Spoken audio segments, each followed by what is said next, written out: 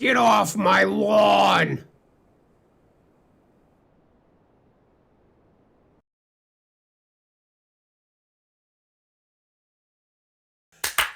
What's up, everybody? Welcome to the Magic Dads podcast. My name is Blake, and I'm here with Stefan. Hey, How's it going? it's great. I feel good. It's fantastic. Man, we played some games earlier. We did. We played some games earlier. We played some Canadian Highlander. It's an Independence Day weekend here in the States. Yeah. Canada Day was yesterday. Yes. So, real quick, if you haven't done so already, please subscribe to the channel. Make sure you turn notifications on so that we get to know you every time we upload a video. That's free. Yes. If you'd like to help the channel out monetarily, there's a link to our Patreon campaign down in the description of this video. You can go there, check out all of our extra content. And with that out of the way, it's time to talk about some more one-point cards. Single points. We're gonna make this the ultimate, the final. This is part 4 of 4. We got 6 one-pointed cards to go through. So let's. I hope our opinions dissent. It's more interesting when we disagree. Huh? Yeah. So the first one on the list for today is Talarian Academy. Yes, it is. Talarian Academy, powerful artifact land, powerful legendary land from the cycle of Gaia's Cradle and good old Shivan Gorge. Oh my God. Poor Shivan Gorge. Sarah's Sanctum. What's the other one? Cabal Coffers. No. It's Phyrex. Phyrexian Tower. Yeah, Tower. You sack a creature, make double black. Yeah. Very good card. So Talarian Academy, I think, because it is banned in Legacy, and none of the other ones are. Also banned in Commander. It is banned in Commander. Yeah. I think that people tend to overreact to this card a lot. Spoilers ahead. So, you can just casually tap a Gaia's Cradle for 8 mana and cast whatever you want, and nobody bats an eye because Gaia's Cradle's not pointed. Gaia's Cradle's not banned in Legacy. It's no problem. But for some reason, if you put a bunch of artifacts into play and tap a Talarian Academy for a bunch of blue mana, everybody gets all twisted about it. Yeah. To kind of go into that a little bit, I think the justification behind that has always been historically that artifacts are, or at least the good ones, are cheaper and are a little bit harder to deal with in general, historically. And also blue is the best color in Magic, right? It is factually probably the most powerful to have a ton of mana of. And so like this is at its best when you're casting 0 mana. So like the genesis of its power level was always in the Cheerios, in the 0 mana artifacts. Right. You play a bunch of Moxen and Baubles and this and that, and then you play your Talarian Academy on turn 1, and oops, it makes 6 mana. Yeah, exactly. And colored mana too. Blue is like insane. Mm-hmm. But it doesn't really go in every deck. No, your blue-red X tempo shell's probably not going to jam a Talarian Academy. No. You sort of have to... It specifically goes in artifact decks. Yeah. You have to have a deck that is playing artifacts and playing them consistently, like has... what number of artifacts do you think a deck needs to have for you to play Academy? Pay the 1 point for the Academy. 20 or so probably. That'd be like the low side. Mm-hmm. I agree. You're only playing the good artifacts. Mm-hmm.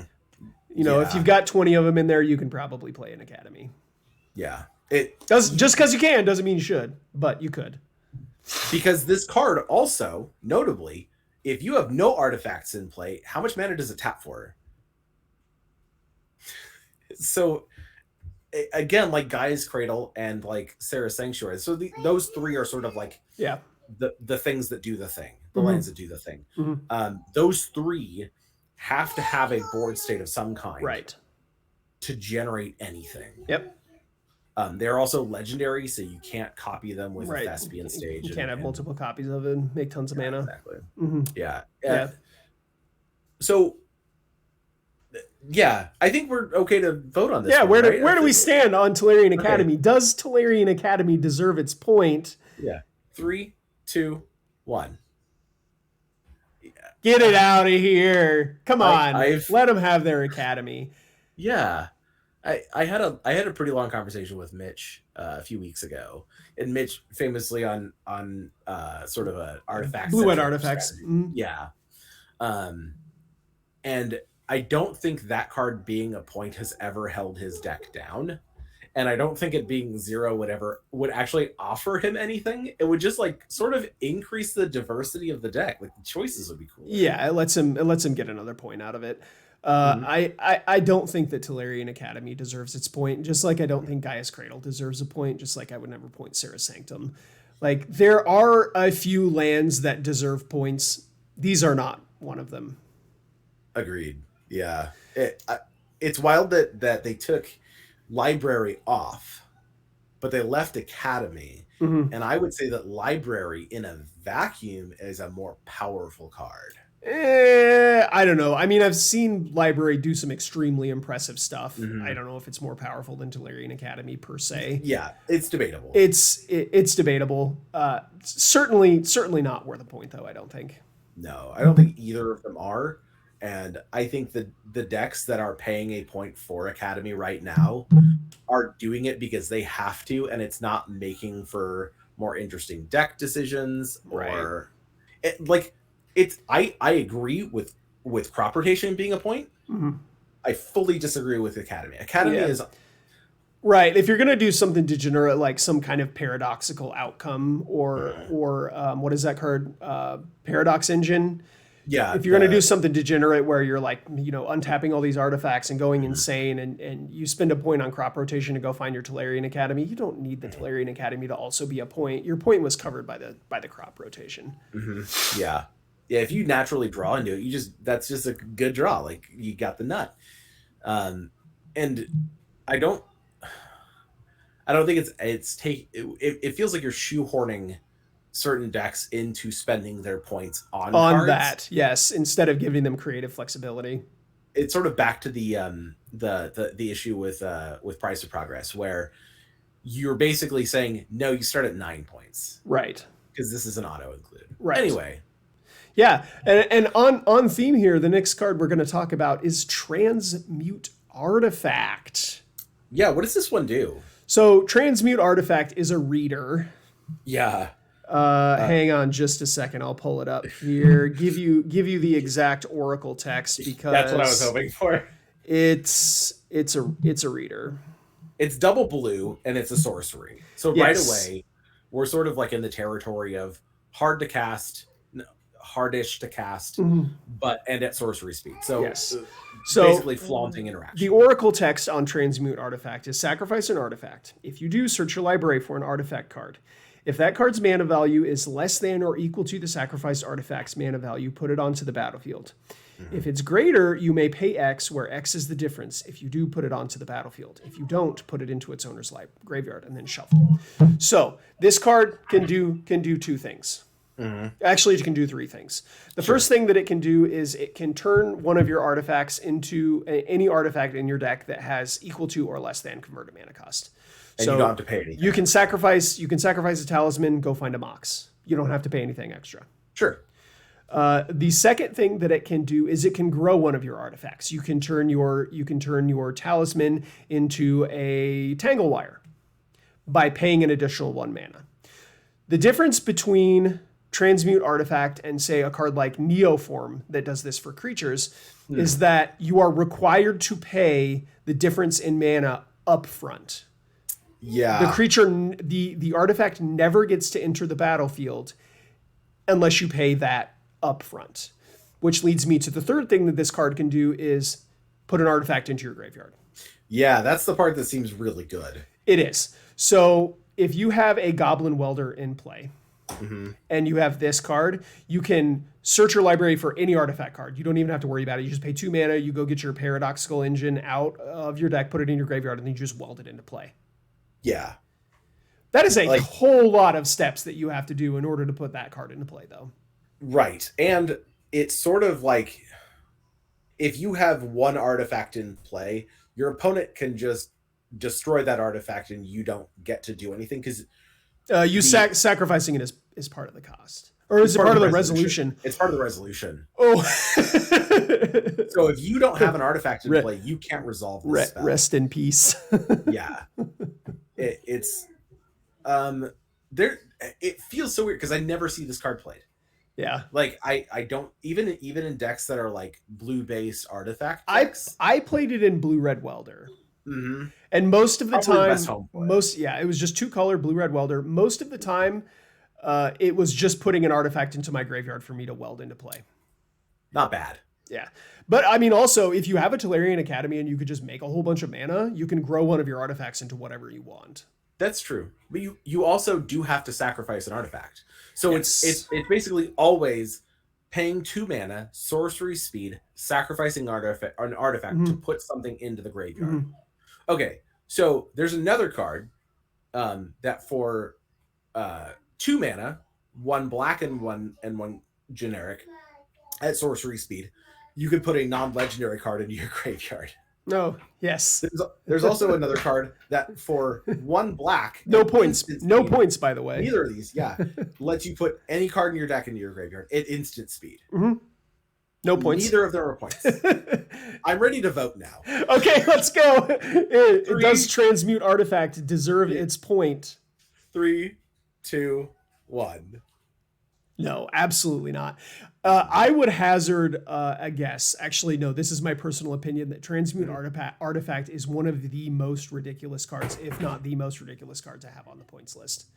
The card is it's not stone bad. No. But there are, as you said, so many cards that do functionally the same thing at an easier mana cost. Yep. And faster. And or faster speed or cheaper period that are not points. Yeah. Yeah, there are a number of decks that would love to free roll this, and those decks, they honestly need a juice up. They need that extra gas in the tank. Let them have this card. I want to see, and I was sort of talking about this the other day, with the printing of the One Ring and the power that it represents in an artifact package. I want to see artifact decks have the heyday that they had when Paradox Academy was really hitting its stride. Yeah, I mean, to be completely honest, yes, I want that to exist. I mean, that deck is basically unplayable, and it's because not only do you have to spend all of your points on a very specific set of cards, but you're also stuck playing a bunch of cards that don't really do anything unless you have your engine.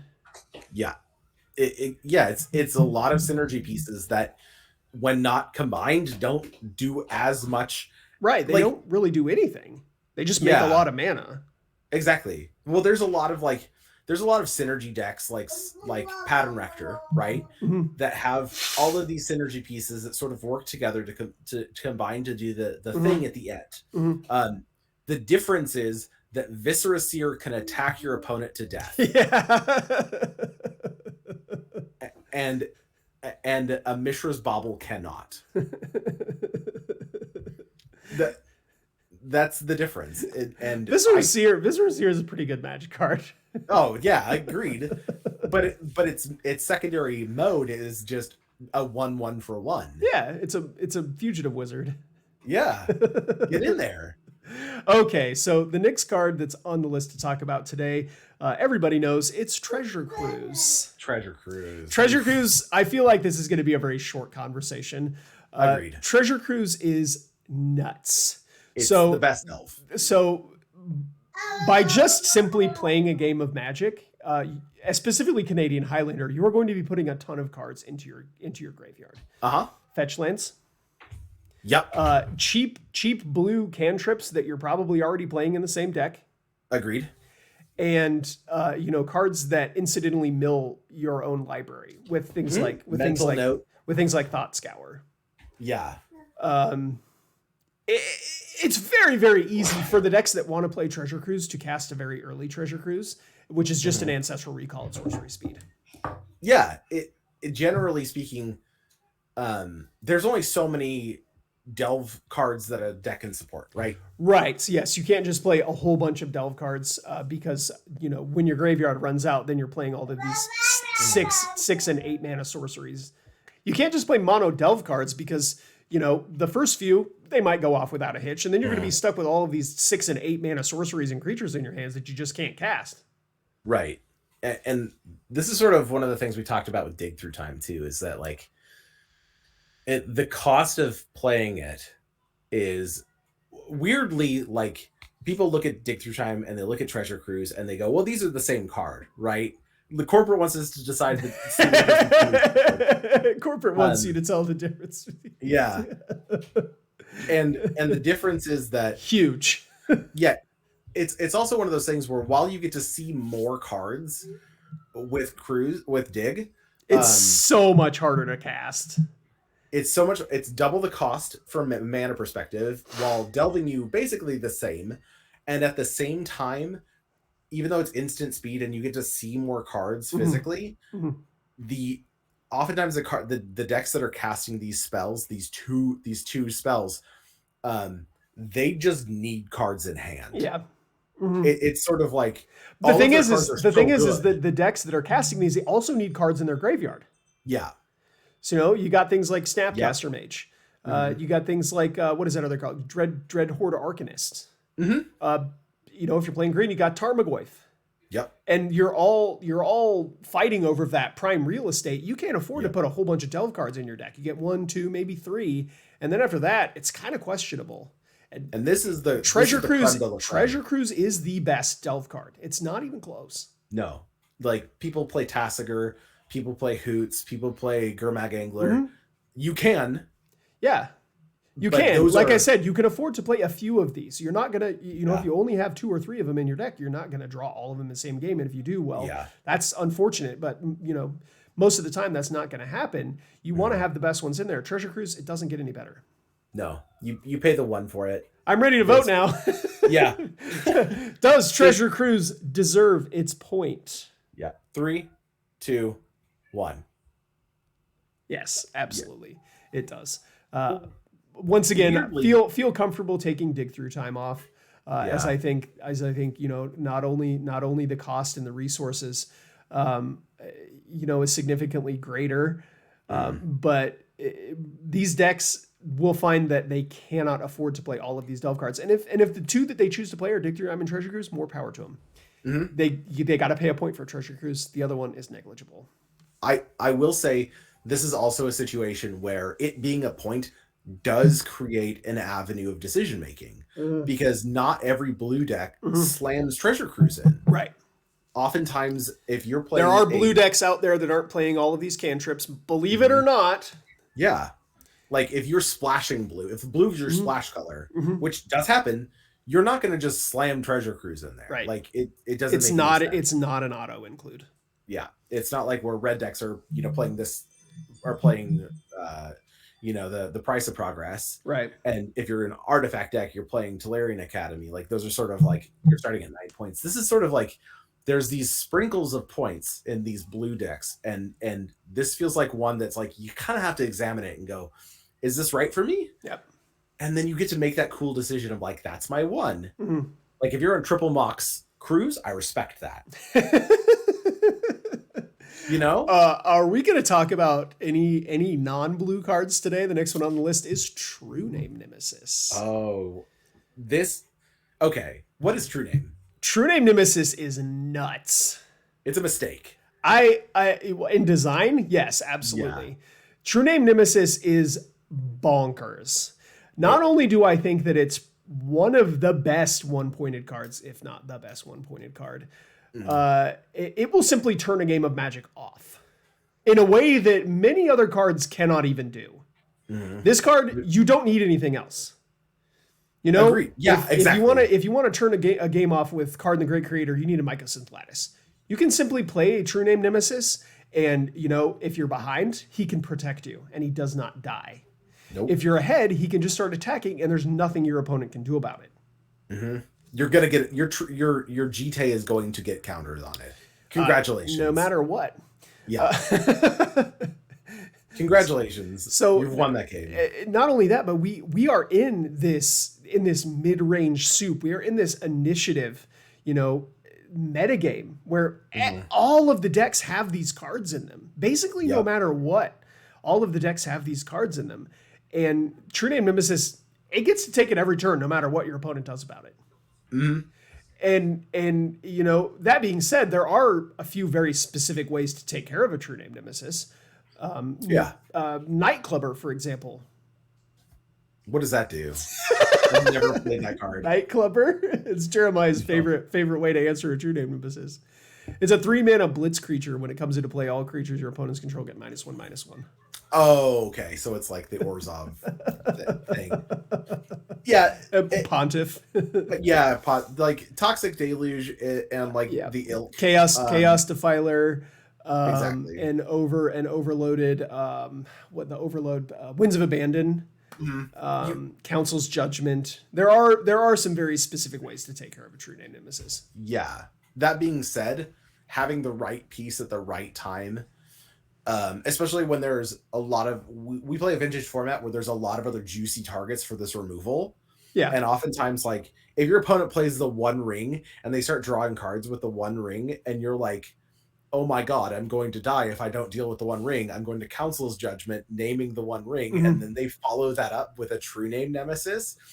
What are you gonna do?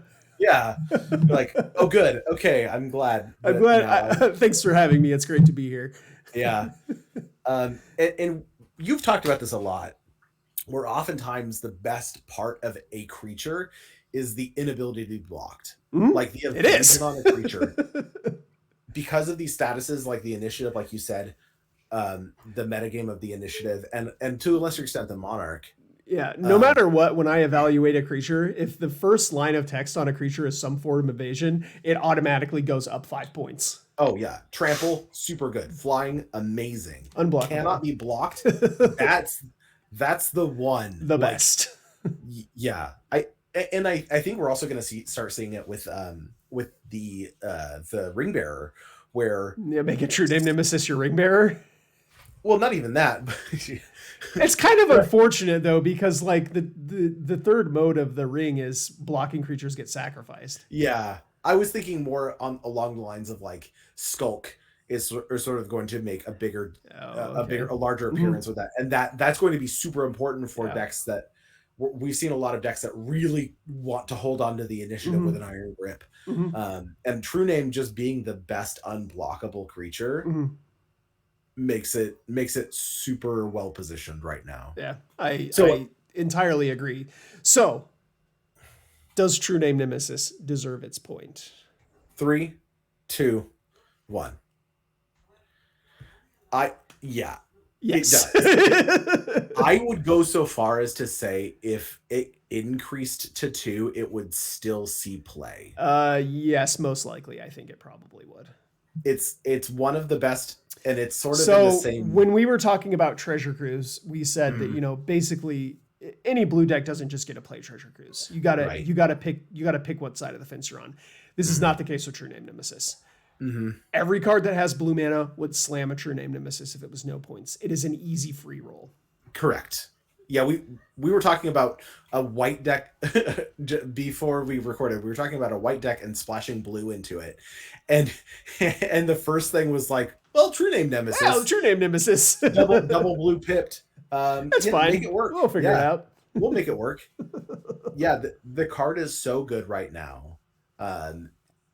And especially, you don't even need to be the deck that's introducing stuff like the Initiative or the Monarch. You just take it from them. Yeah, it's so good in those, like in punishing that form of gameplay.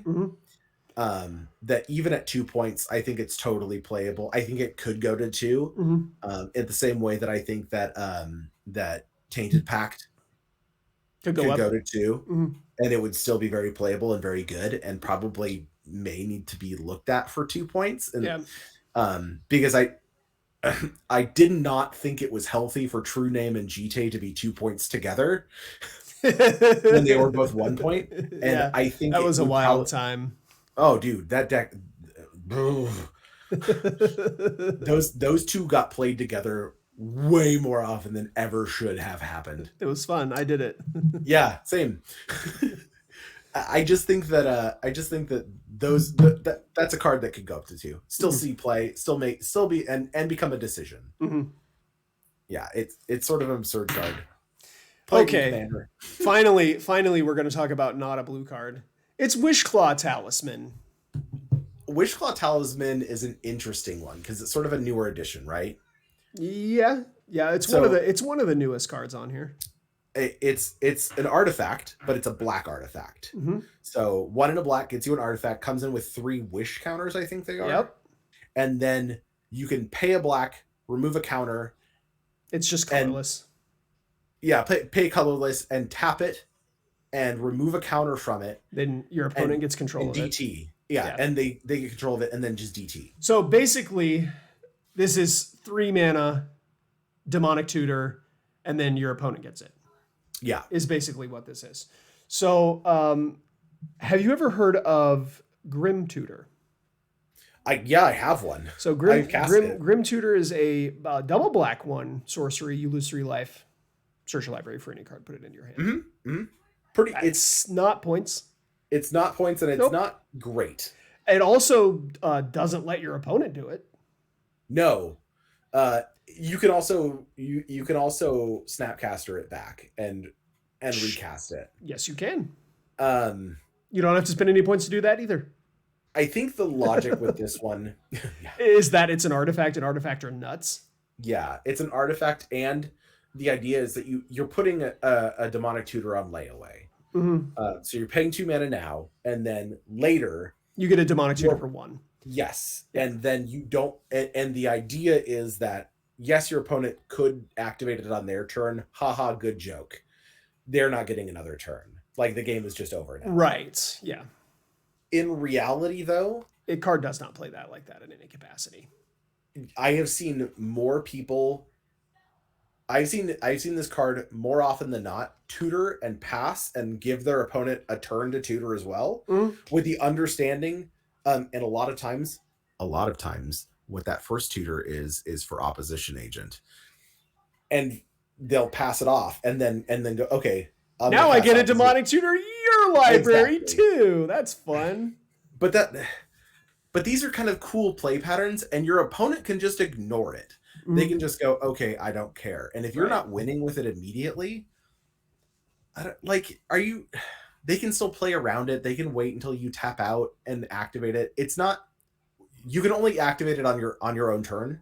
It's sorcery speed. You can't, doesn't have to be at sorcery speed. It's just on your own turn. Oh, okay. Right. Yes. Which means that you can respond to them casting an opposition agent on your turn or doing anything on your turn. Sure. Crucially, that's like you can respond to. Is that the line? If your opponent face up Wish Claws and you get control of it, you just assume that they have opposition agent and choose to not activate the Wish Claw? Yeah, correct. So now they just have this opposition agent that doesn't do anything. Yeah. If they are not killing you immediately with it, which, man, it's still like it's face up, 2 mana up front. Yeah, they get to do it, but then you get to plan on your opposition agent too. Yeah. It's sort of like if you see an Urza Saga coming and you have an opposition agent in hand, you wait until that saga goes off. Sure. I don't know, man. Like it's very good. It's very powerful. It seems fun.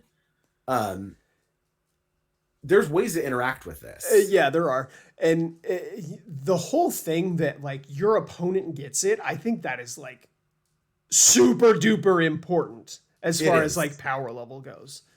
Yeah. We've got what's that suspend DT? Profane Tutor. Profane Tutor. So we have that and it's 0 points. Yeah. And it's a delayed demonic tutor. Yeah. There's plenty of unpointed tutors, that I think are better than this card. I digress though, because I do think that a lot of black decks would free roll Wishclaw Talisman because its ability to just find the perfect answer to anything. That is true. And it might not need to end the game right away, but it could do enough damage that, the game would just basically be over. But then your opponent gets to do it too, Yeah. they get to find the right answer for it. Yeah. It's tricky. I don't know. It goes in very specific decks right now, and it has become a choice. I don't know. I think that if it was 0 points, a lot of decks would free roll it in the same way that they free roll an opposition agent. Like if you got black mana, you're probably playing an opposition agent. Yeah, it's not wholly different than that. If you got blue mana, you're probably playing a Hull Breacher. Yeah, etc. Do I think that that's bad? No, because I don't think the card is powerful enough and easy enough to abuse that it deserves, being cornered off. Mm-hmm. Yeah, I think that it's fine if black decks want to free roll this. My issue is mostly that it's not just black decks. It's any deck that's touching black, because the activation is also generic, and it doesn't. It's not like a. So we talked a little bit about what is it, the 1 black you lose 3 life tutor? Grim Tutor, right? That one is 3 mana up front, double black. Yep. And you lose 3 life. It's a lot. So like if you're in a situation where you are almost dead, Grim Tutor is very, very bad because it puts you closer to being dead if it's not a dead draw at all. Whereas Wishclaw Talisman is not that. But I seriously think that as far as power level is concerned, those 2 cards are right here. They're right there. They both have like serious costs. They both like, it's not the most powerful tutor, but it is a tutor. It does a thing. Sure. Okay. Are you ready to vote on this one? I am. Yes. Okay. Does Wishclaw Talisman deserve its point? 3, 2, 1. I was not expecting that. Yeah. I've kind of come back and forth on this one. Because I sort of understand your logic behind it. At the same time, so there's sort of some criteria that I look at tutors with as far as like what is and isn't worth a point. Obviously, the best tutor is Demonic Tutor. Yep. 1 in a black sorcery, you get to look for anything, no questions asked, right? Yep. And then it's a downhill slide, and what from there is worth a point. Obviously, like Vamp is worth 2 points because it's very powerful. It gets anything. It's 1 mana, instant speed, and the drawback is it goes on top of your deck and you lose 2 life. Right. Okay. That is a 2-point card. This card feels like we've talked about this before, where there's like if we doubled the points in a deck to 20, this card would be a 1-point card. It's a half a point card. Okay. To me. Yeah. But I want to err on the side of caution with it, because I think you sort of referenced it, is that free rolling this card feels nuts. Like, not only is it an artifact, it adds to artifact synergies, which like Grixis, like the ability to interact with the giving control of it, that is in sacrificing it. Right. One of the coolest things you can do with this is with a Voltaic Key. You just get 2 tutors. Yeah. And then you just win. Yeah. You've won the game. If you can knock out 3 at once, oh boy. But I don't think unpointing this would add anything. I honestly really want the dedicated combo decks to get juiced up. Dedicated combo decks, yes. Oh, like Storm. Yes, dedicated combo decks, not like your mid-range deck that has a combo in there somewhere. Okay. Not like that. Dedicated combo decks. I think that they need juiced up, and a way that you can really do that easily is like taking cards like Merchant Scroll and Mystical Tutor and Wishclaw Talisman off of the points list. Sure. I totally agree with that. I do kind of want to see Storm make a bit of a resurgence. At the same time, I don't think this card is going to... I don't think unpointing this, which you and I kind of gone back and forth on, and I've gone back and forth on, it's being able to just pay 1 mana, get anything, and immediately win the game is sort of nuts. Like... You and I both know that it's not that simple, though. No, there are gonna be games where that is what you get to do, but you also have to have the perfect stuff in your hand. And so, having access to more tutors, good tutors, lets you sculpt in a more meaningful way than just playing a bunch of cantrips and hoping that the top of your deck is kind to you. I would argue though that if your deck is filled with like if it is a dedicated combo deck in that it is not just Storm, it's like the garbage platter style deck, where you're just looking to see what A piece you get and then you can pull B. Mm-hmm. It's creating even more degeneracy in something like that. I'm okay with that. Yeah, I guess I'm not. All right, I guess I agree to disagree on this one. It's a half a point card for me, and I'm Well, folks, we have reached the end. It is time to talk about the very last card. Oh, God. Unless they decide to make more one-pointed cards, and we can add a part 5 at a later time. Yeah. It is Yogmas Will.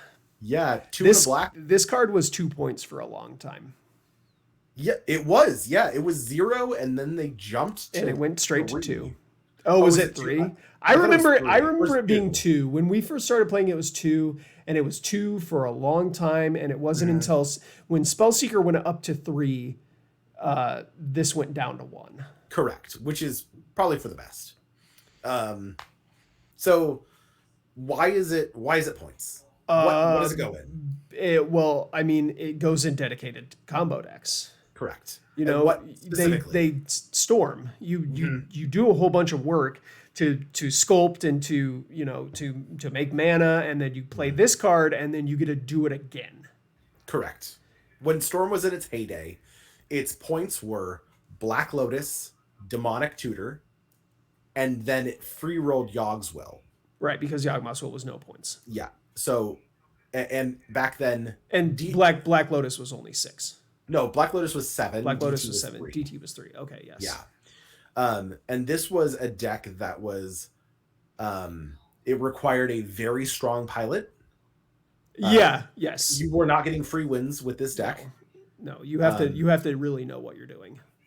If you look back, I believe it was 2018's Canadian Highlander Championship out in Victoria. Mm-hmm. I believe Ben Wheeler was on dedicated Storm. It was him or Robin Sorensen. Okay. And I don't remember which of them. It might have been both, honestly. And watching them play this deck, it felt like a masterclass in patience and like focus. Yep. And they ran rounds with this deck. I cannot imagine how tired they were after it. Yeah, it takes a lot of brain power to be able to do it over and over and over again, all the iterations. Yeah. So Yogmas Will is like another card that's on the points list, Underworld Breach. Mm-hmm. That's 3 points.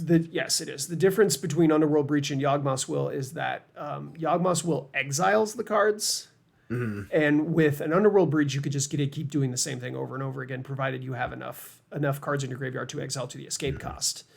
Yeah, so, it also exiles itself. It does, yes. Upon resolution, Yogmas Will goes away, so you don't get to do it again on a future turn. Yeah. When Underworld Breach came out, and it was not points at first, and the Breach Storm deck just absolutely insane, because at that point Yogmas Will is 2 points, so they get to play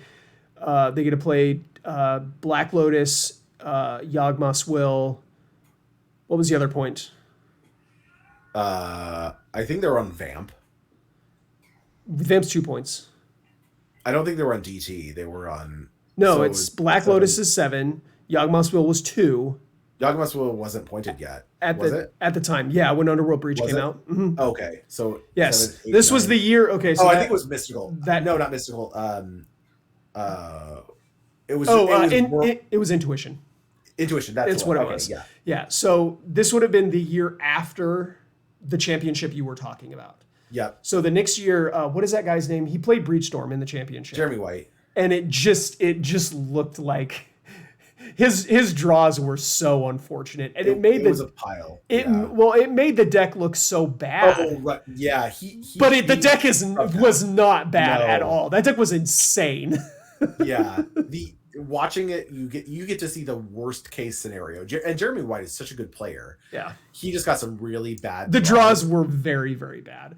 And then immediately afterwards, Underworld Breach went to 3 points. Yeah. There was no messing around. It went straight to 3 points. The deck also got to free roll Enlightened Tutor. This was after Enlightened Tutor went to 0. Yes. So Enlightened Tutor was able to get Breach or Black Lotus. Or Black Lotus. Yeah. Oh my god. Yeah, basically any of the, and like the deck lost DT, it lost Demonic Tutor, and like that sucked. But it was like, oh no, we're way better now. And so looking back, that deck was 7, 8, 9, 10, 11, 12, was it 13, 14 points? Yeah. But like looking back at the original like Lotus Breach or Lotus Storm decks, they were like, it's 15 points. 15 points. Yeah. Like I kind of want to see right now the only Storm decks we really see are like are kind of janky Breach. Yeah, like 10 Fins and Jeskai Slushy, and those are your Storm decks now, and they're not Storm decks. No. Like the dedicated Storm decks that are like Lotus Breach are so inconsistent because your tutors are all bad. You're playing the bad, like just to get the cards out of your deck, and you're a turn 5, turn 6. I've spent quite a bit of time playing it. You're a turn 4 or 5 deck. Yeah, and your opponent's got you dead to rights by then. They only need one counter spell, basically. Yeah, they goozle your tutor, like whatever your tutor is. They just go, okay, no, you're not getting your Enlightened Tutor. Yeah, like we're not letting you have that. Yeah. You remember how when I was talking about I want to juice up the dedicated combo decks? I don't want to do that by taking Yogmas Will off of the points list. I think that might cause an issue. I will say, Yogmas Will is just 1 point right now, and it feels like they're kind of hanging on to the 1 point because they want to see what it does.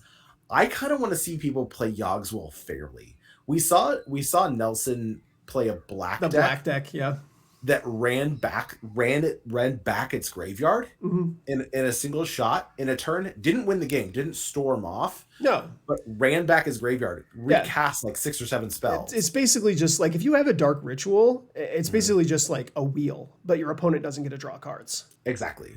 And I sort of love that. I want to see more of that. Yeah, there's a lot of fair Underworld Breach decks where they're not looking to combo off with an Underworld Breach. They're just, it's basically just a wheel. Yeah, that's what I do in Dredge. Like I'll play a Luris and Breach, and I'll just keep playing the Breach over and over again. Yeah, and I'll cast Breach and I'll recast like something out of like a Lotless Troll or something. Like it's whatever. I'm just getting some value out of it. And those are the kind of place where Breach is like 3 points, but also kind of worth it.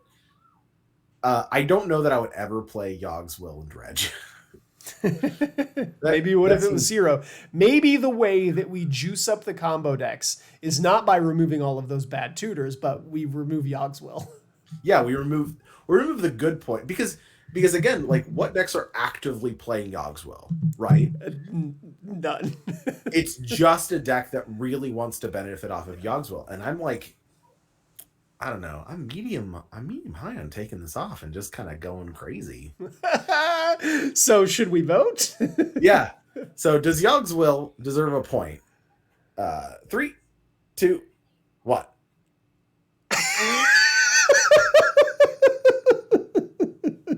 I talked you into that, didn't I? Honestly, no. I've been thinking about this for a little while. Oh, okay. The way that a lot of these decks play, and we have seen Breach become so powerful and so prevalent in decks that are trying to do Storm things. I think the way that you make Storm better, again, isn't by increasing the points, like decreasing the points on the tutors, because there's always going to be tutors, right? Yes. There's going to be Ristic Tutor. There's going to be, like bad, but whatever. Like it's set up, right? But you decrease the points on the payload because you're not increasing decision points on what they're including. You're increasing decision points on how many points they get. Because if you're in a dedicated non-breach Storm deck, which is like super rare right now, That's the only place that really sees Yog's Will right now. And I want to see more decks play it like an Ill-Gotten Gains, where they're just rerunning their graveyard through. And I think Ill-Gotten Gains and these like big black decks or decks that can generate a lot of mana, even stuff like Tin Fins where they can fill their graveyard up pretty effectively. Yeah. I would love to see that kind of deck get juiced with a Yog's Will. Sick. Yeah. I think having that as like just I think at 0 points, because Breach went up to 3 at the same time as this came down to 1. I think that was 2 separate points adjustments. Was it? Yeah. And then, Seeker went up to 3 when this came down to 1, right? Yes. Was that it? Yes. Which is sort of weird. Like those two feel like they're unrelated to one another. Yeah, they are. So you talked about the storm deck, how they went crazy. They repointed Demonic Tutor, whatever. They pointed Yog's Will. Okay. And then the Nyx points adjustment, Breach was out, and they saw how nuts Breach was. So Breach goes up, and at the same time you have this Seeker Walk deck over here that's doing all this crazy stuff. It's two completely unrelated things. Yeah. It just feels funny that like they're like, okay, we're gonna increase this, we're gonna decrease this, because like they were balancing two different decks at the same time. But I think Breach is just far and away more powerful than Yog's Will. It's not even close, actually. And I think that there are decks that would play Yog's Will just as a value card if they could, just to test it. And this could be the way that do I think Breach? I don't think Breach Storm is a better deck by including Yog's Will. I don't think that having both of those cards in your deck makes it a better Storm win. There's a lot of ways that you can get back your graveyard, like Past in Flames, Paralyzed Dice, Yog's Will, Underworld Breach, and you can't afford to play all of those. So you have to pick. Yeah, they're all sort of taxing in their own ways. But I think that these Storm decks should be able to play Breach and Yog's Will, and I'm comfortable with Breach being 3 and Yog's Will being 0.